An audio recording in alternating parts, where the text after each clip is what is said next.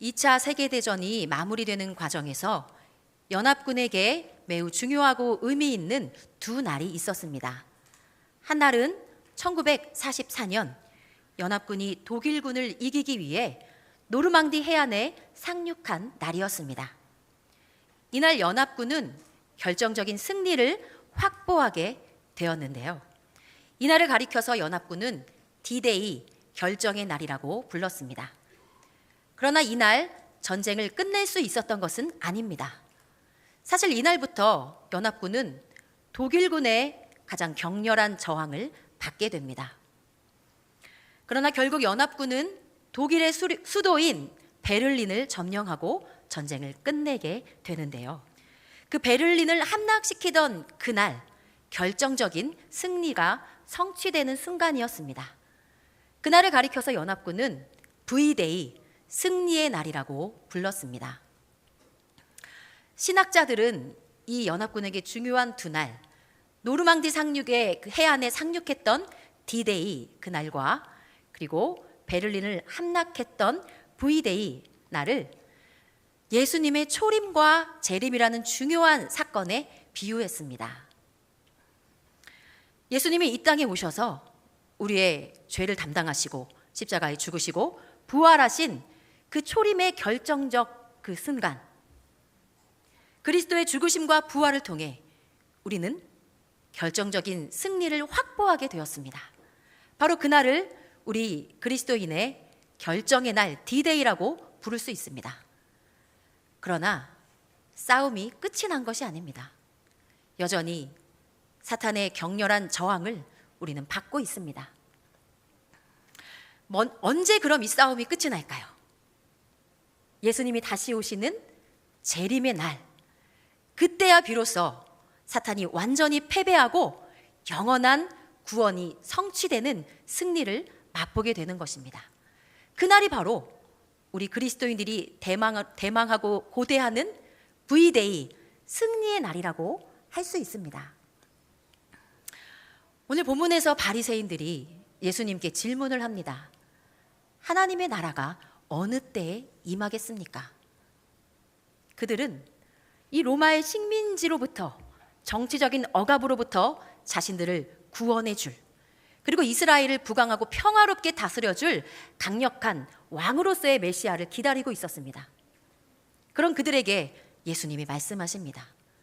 하나님의 나라는 너희들이 기대하는 것처럼 물리적으로 눈에 보이는 그런 영토가 아니다. 하나님의 나라는 바로 너희 안에 있다. 예수님의 초림으로 이미 이루어진 하나님 나라. 그러나 아직 예수님이 오시기까지 완전히 이루어지지 않은 하나님 나라. 우리가 살고 있는 오늘은 그 D-Day와 V-Day 사이, 예수님의 초림과 재림 사이, 이미와 아직 사이입니다. 그 사이를 살고 있는 우리의 삶은 어떻습니까? 오늘 우리 교사들과 어린이들이 함께 부른 찬양 가사가 바로 그런 질문이지요. 하나님 나라는 어떤 곳일까? 아픔과 슬픔이 없는 곳일까? 하나님 나라는 바로 이곳이란다. 여전히 아픔과 슬픔이 있고 고통과 시련이 끊임없는 곳. 우리는 예수님을 통해서 구원을 얻고 하나님이 주시는 은혜를 늘 누리며 살지만 그러나 여전히 계속 싸우고 있습니다. 예수님을 믿는 사람에게도 시련이 있고 신앙생활 잘해도 병들고 죽어갑니다. 로마서 8장에는 이렇게 D-Day 시대에 살고 있는 모든 피조물들이 V-Day, 완전한 승리의 날을 고대하고 있다고 말씀하고 있는데요. 우리 로마서 8장 18절에서 26절의 말씀을 한 절씩 교독하도록 하겠습니다. 생각하건대 현재의 고난은 장차 우리에게 나타날 영광과 비교할 수 없도다.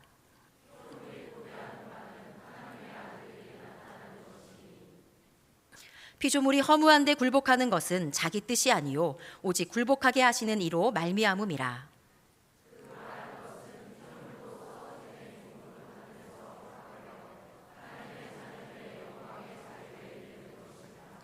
피조물이 다 이제까지 함께 탄식하며 함께 고통을 겪고 있는 것을 우리가 아느니라.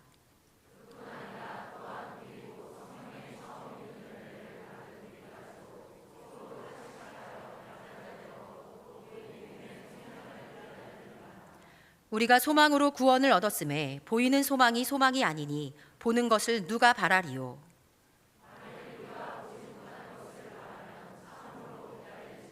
다 같이 이와 같이 성령도 우리의 연약함을 도우시나니 우리는 마땅히 기도할 바를 알지 못하나 오직 성령이 말할 수 없는 탄식으로 우리를 위하여 친히 간구하시느니라. 아멘.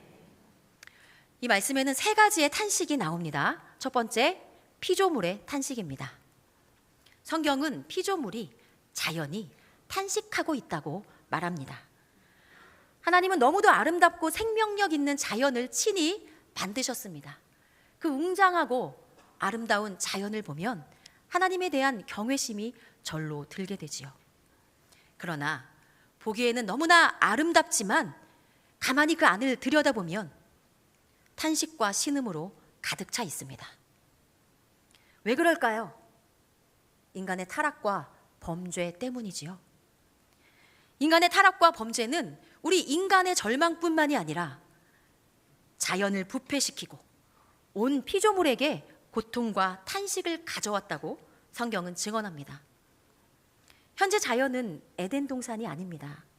창세기 3장 17절 18절에 보면 아담에게 이르시되 내가 내 아내의 말을 듣고 내가 내게 먹지 말라 한 나무의 열매를 먹었은즉 땅은 너로 말미암아 저주를 받고 너는 내 평생에 수고하여야 그 소산을 먹으리라. 땅이 내게 가시덤불과 엉겅퀴를 낼 것이라 했습니다.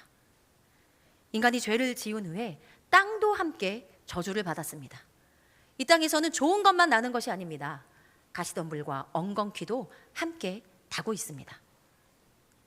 또 인간의 이기심으로 인해서 자연이 병들어갑니다.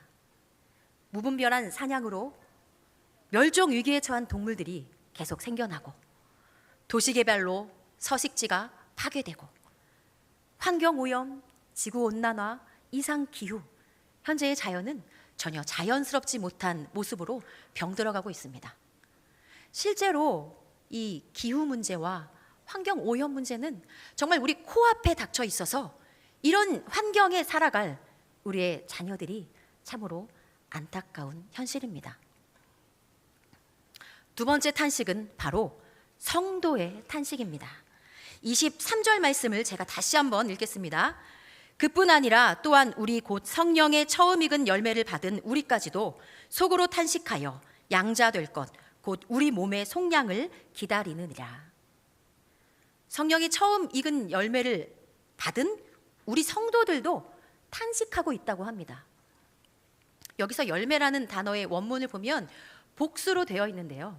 우리가 예수님을 구주로 영접하고 믿게 되면 성령이 주시는 많은 축복들을 받습니다.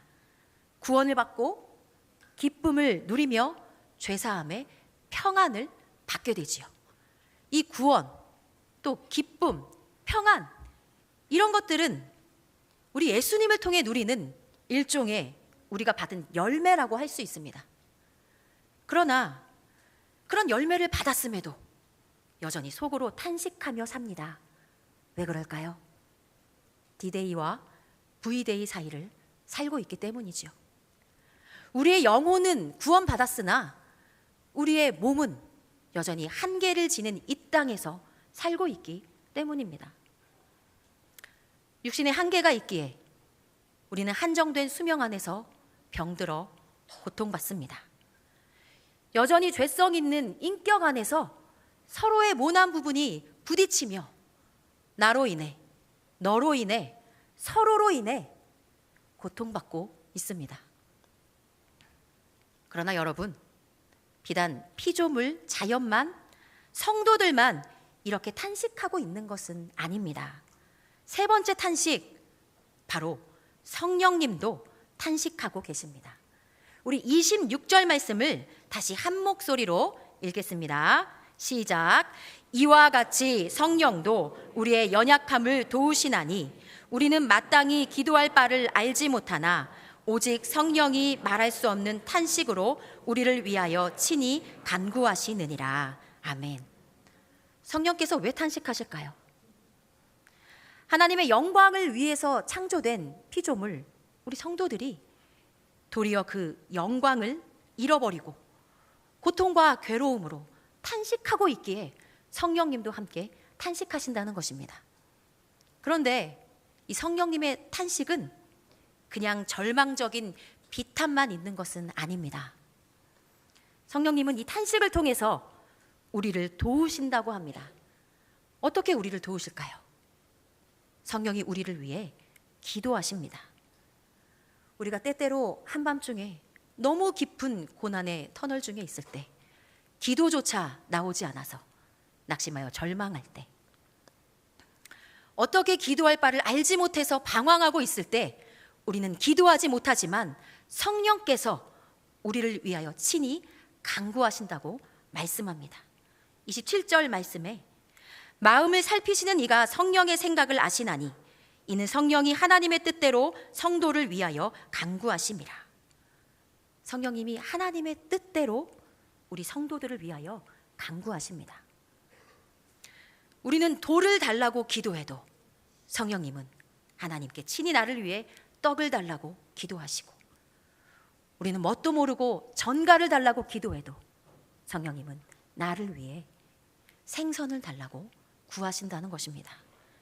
이 얼마나 든든하고 감사한 일입니까? 또 성령님은 우리를 위해서 기도만 하실 뿐만이 아니라 우리가 연약해질 때 우리 곁에 친히 오셔서 우리의 짐을 함께 덜어주십니다.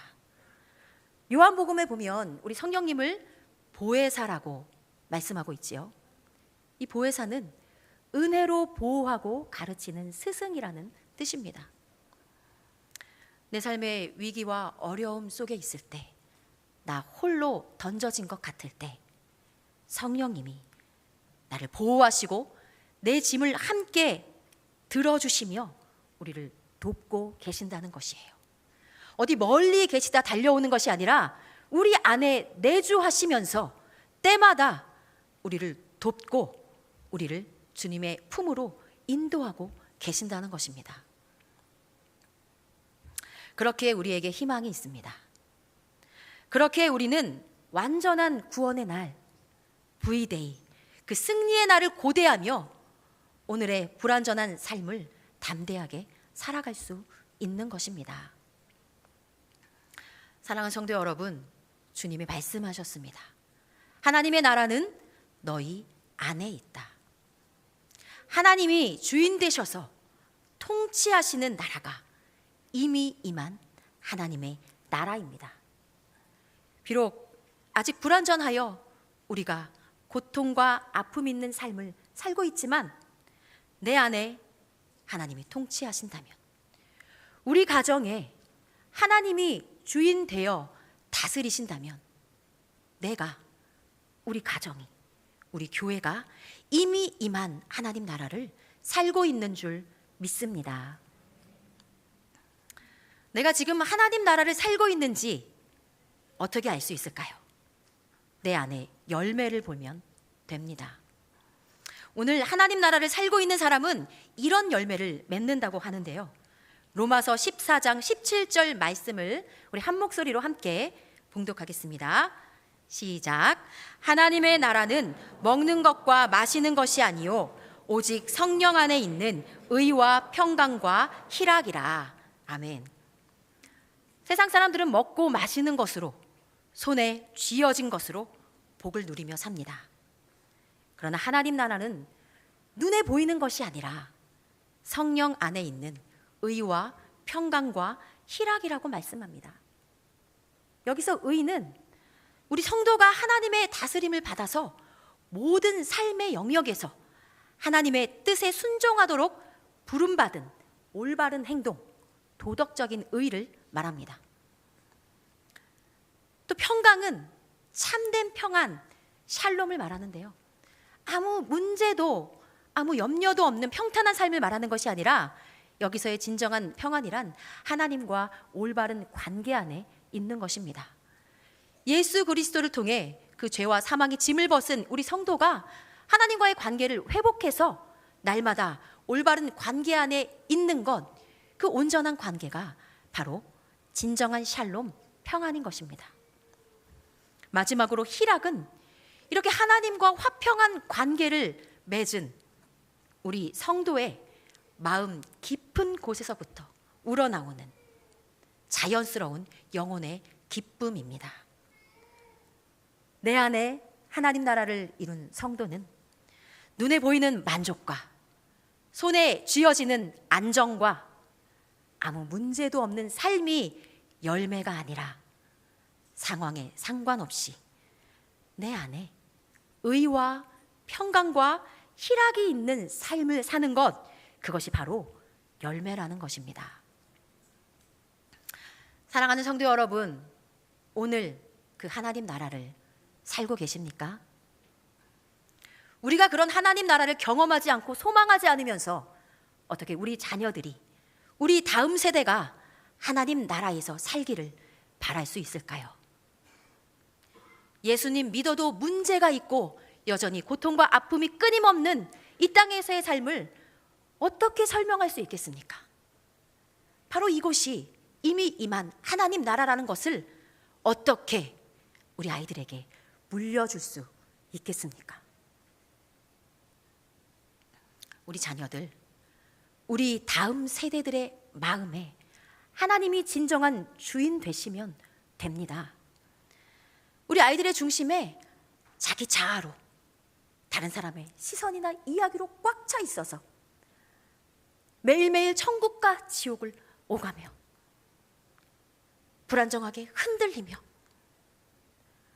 늘 팍팍하고 메마른 삶을 사는 것이 아니라 그 아이들의 중심에 하나님이 진정한 주인 되셔서 통치하시고 우리 아이들을 주장하시고 다스리신다면 그 사실을 우리 아이들이 신실하게 믿기만 한다면 아무리 어그러지고 불안정한 세상일지라도, 아무리 우리 아이들이 어떤 시련과 고난의 길에 홀로 던져질지라도 그 마음에 의와 평강과 희락의 열매가 맺혀질 줄 믿습니다. 아멘. 그저 예수님 믿는 믿음 하나 간신히 붙잡고 나중에 죽어서 가는 천국이 아니라 이미 이 땅에서 나의 주인 되시는 하나님 붙잡고 매일매일 담대하게 기쁨으로 이 땅에서 살아갈 줄 믿습니다. 어느 산에 세 그루의 나무가 있었습니다. 이 세 나무는 각자 큰 꿈을 가지고 미래를 향해 기도하며 살았습니다. 첫 번째 나무의 꿈은 세상에 온갖 귀한 보석을 담는 아름다운 보석 상자가 되고 싶었습니다. 또 한 나무는 많은 사람들을 태우는 아주 큰 배가 되어서 세상 구석구석을 돌아다니고 싶었습니다.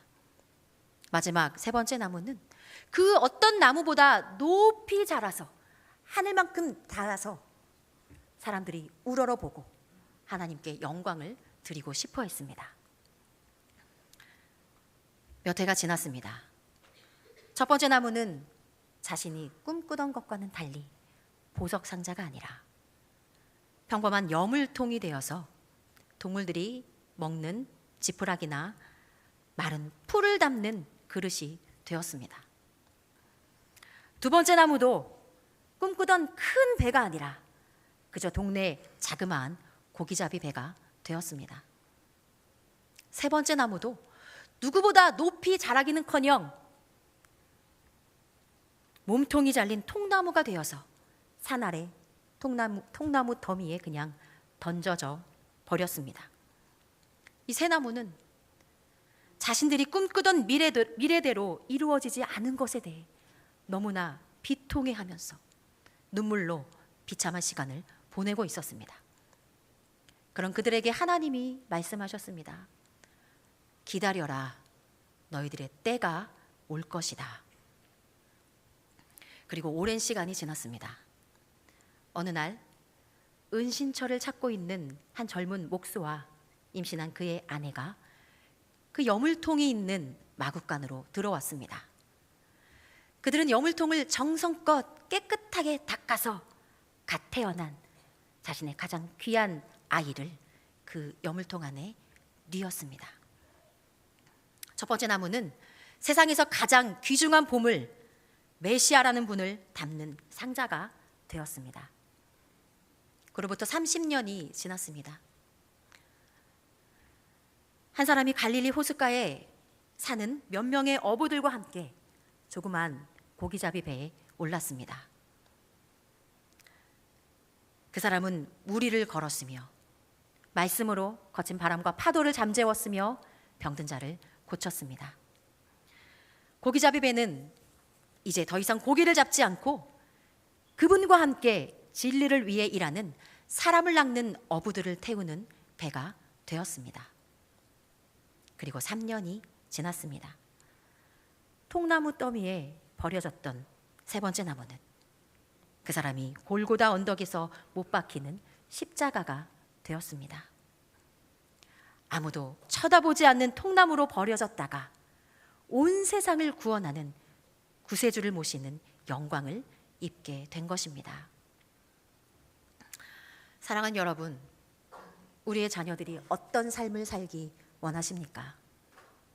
입술로는 주님 뜻대로 언제 어디서나 예수님 잘 믿고 예배하는 참된 그리스도인으로 살기를 바란다고 하면서 실상은 우리 아이들의 성적이, 우리 아이들의 돈벌이가, 세상에서의 위치가 더 중요하지는 않습니까? 우리가 내 안에 하나님 나라를 이루고 산다면 내 자녀도 무엇보다 그러하기를 소망하며 그를 위해 기도해야 합니다. 또 우리 자녀 안에 이미 임한 하나님 나라를 다른 사람은 못 볼지라도 부모인 우리가, 교사인 우리가, 믿음의 선배인 우리가 발견하고 그것을 기뻐해야 하지 않겠습니까? 비록 여물통에 작은 고기잡이 배에 십자가가 된 새 나무가 세상의 눈에 볼 때는 보잘것없어 보일지라도 하나님을 영광스럽게 한 꿈을 이룬 나무입니다. 이것이 무엇보다 복임을 알고 우리 어른들이 먼저 그것을 알고 우리 부모가 그 길로 우리 아이들을 인도해야 하지 않겠습니까? 우리 아이가 교회를 참 좋아해요. 신앙생활은 좀 잘하고 있는 것 같아요. 그런데 그것도 좋지만 그래도 세상에서 이왕 꼬리보다는 머리가 되면 좋겠습니다. 지금은 일단 공부와 학원이 우선이고요. 조금 크고 여유 있으면 그때 신앙생활 열심히 해도 늦지 않습니다. 세상에서 높이 올라가는 것이 하나님께 영광이 되는 길입니다. 라며 우리 자녀들 안에 임할, 아니 벌써 임한 그 하나님 나라를 우리가 가리우고 있지는 않습니까?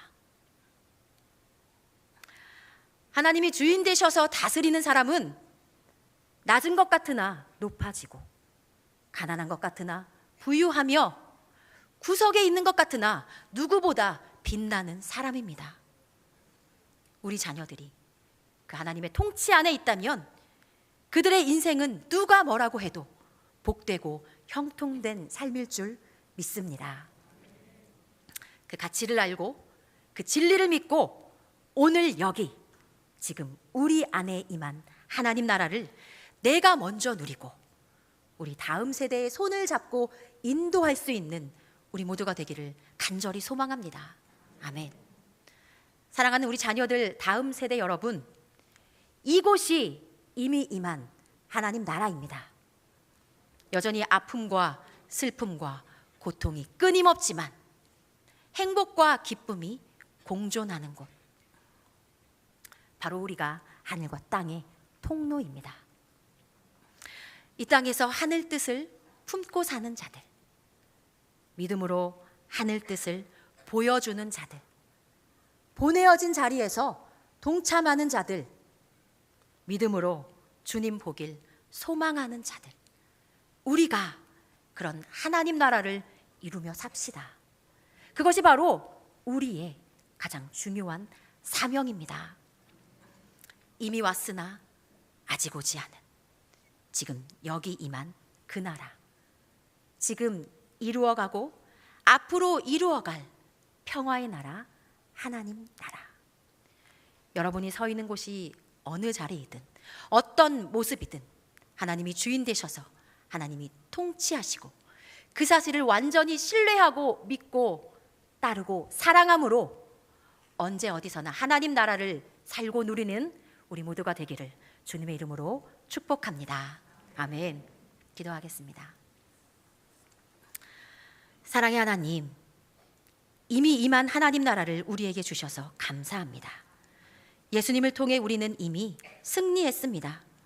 주님 다시 오실 그날, 완전한 승리의 날, 하나님의 나라를 소망하며 지금 여기 우리의 모든 삶의 자리에서 하나님의 통치를 받으며 하나님과 동행하며 하나님 나라를 맛보게 하시고 그 기쁨과 감사가 최고의 자랑이자 능력이 되게 하여 주옵소서.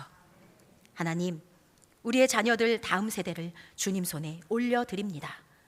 우리 아이들을 1대1로 깊이 만나 주셔서 얼마나 사랑하시는지, 얼마나 놀라운 계획을 갖고 오늘도 함께 하시는지 우리 아이들에게 친히 가르쳐 주시고 우리 각자가, 우리 가정이, 우리 교회가, 우리나라와 열방이 이미 임한 하나님 나라에서 의와 평강과 희락의 열매를 맺으며 살게 하여 주옵소서. 사랑합니다. 예수님의 이름으로 기도드립니다. 아멘.